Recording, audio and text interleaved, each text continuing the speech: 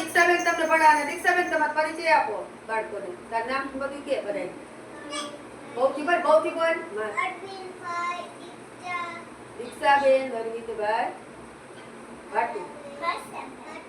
હા, હાલો હવે તમે શું બોલાવવાના છો બાળકોને? હાલ ભલે. હાલો ગુજરાતી મહિનાનું નામ બોલાવો. કારતકથી બધાને બોલાવો.